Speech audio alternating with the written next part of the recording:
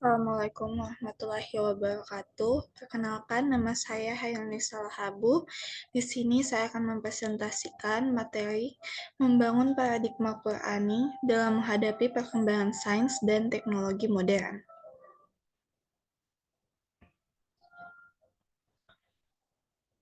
Baik, kita masuk kepada konsep dan karakteristik paradigma Qur'ani untuk menghadapi kehidupan modern.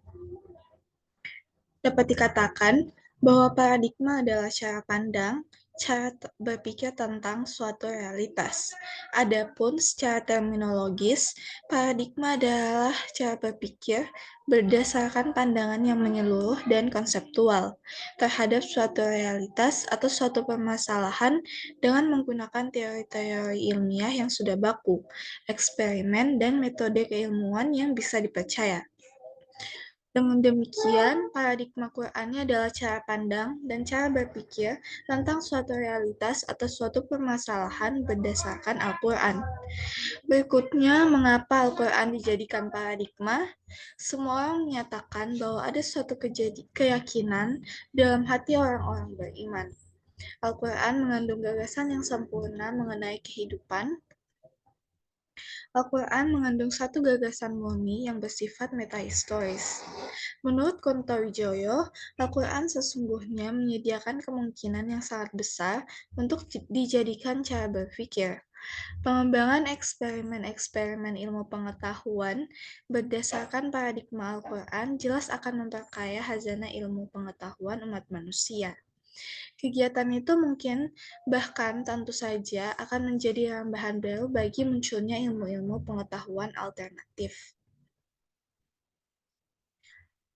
Sains dan teknologi dalam Al-Quran. Kata sains dan teknologi ibarat dua sisi mata uang yang sulit dipisahkan satu sama lain. Sains menurut Baikuni adalah kumpulan pengetahuan manusia tentang alam yang diperoleh dari hasil kesepakatan para pakar, melalui penyimpulan secara rasional mengenai hasil-hasil analisis yang kritis terhadap data pengukuran yang diperoleh dari hasil observasi gejala-gejala alam. Sedangkan teknologi adalah himpunan pengetahuan manusia tentang proses-proses pemanfaat alam yang diperoleh dari penerapan sains dalam kegiatan kerangka yang produktif dan ekonomis. Pandangan Al-Quran tentang sains dan teknologi dapat ditelusuri dari pandangan Al-Quran tentang ilmu. Al-Quran telah meletakkan posisi ilmu pada tingkatan yang hampir sama dengan iman seperti tercermin dalam surah Al-Mujadalah ayat 11. Yang artinya, niscaya Allah akan meninggikan orang-orang yang beriman di antara kamu dan orang-orang yang diberi ilmu pengetahuan beberapa derajat. Ayat-ayat Al-Quran yang memerintahkan manusia mencari ilmu atau menjadi ilmuwan begitu banyak. Adapun ayat lain yang memberi pandangan tentang sains dan teknologi terdapat dalam surah Al-Quran surah Al-Alaq ayat 1-5 yang artinya, bacalah dengan menyebut nama Tuhanmu yang menciptakan. Dia menciptakan manusia dari segumpal darah. Bacalah dan Tuhanmu lah yang maha pemurah, yang mengajar manusia dengan perantara kalam. Dia mengajarkan manusia apa yang tidak diketahuinya. Kata Iqra menurut Quraisy Shihab diambil dari akar kata yang berarti menghimpun. Dari menghimpun, lahir aneka makna seperti menyampaikan, menelaah, mendalami, meneliti, mengetahui ciri sesuatu, dan membaca baik yang tertulis maupun tidak. Sedangkan dari segi objeknya, perintah Iqra itu mencakup segala sesuatu yang dapat dijangkau oleh manusia.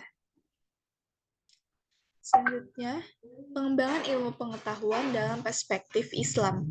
Ada beberapa ayat Al-Quran yang mengisyaratkan tentang metodologi dalam menelaah ilmu pengetahuan. Yang pertama, observasi atau pengamatan. Al-Quran dalam berbagai ayatnya senantiasa mendesak manusia untuk mengadakan observasi terhadap ciptaannya.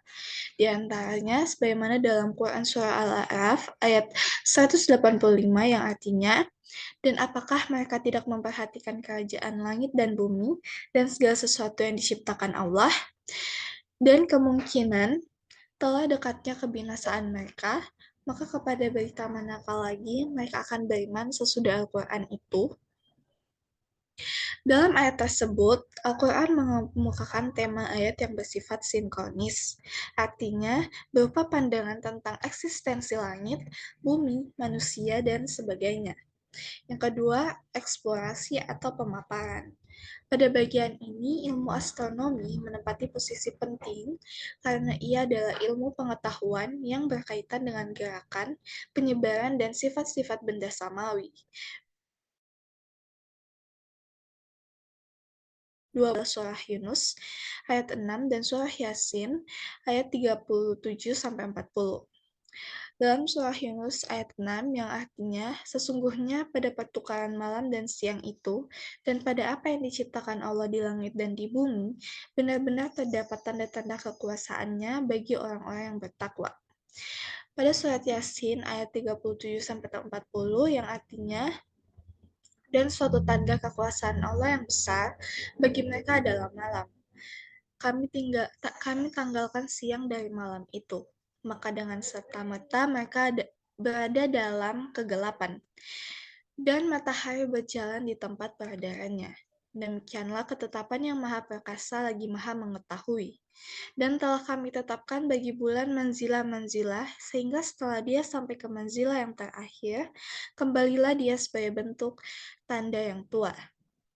Tidaklah mungkin bagi matahari mendapatkan bulan, dan malam pun tidak dapat mendahului siang, dan masing-masing berada pada garis edarnya.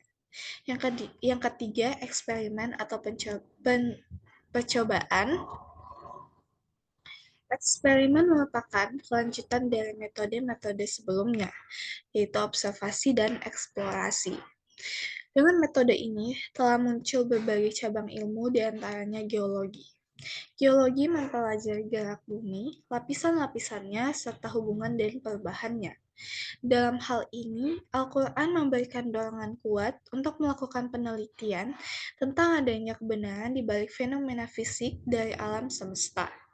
Pada gilirannya, hal ini akan membawa penemuan-penemuan baru di dalam ilmu pengetahuan mengenai sejarah alam, termasuk geologi, yang mempelajari tentang terjadinya perubahan bentuk secara besar-besaran pada lapisan atas bumi, strukturnya, perubahan cuaca, fosil, batu-batu karang, dan sebagainya.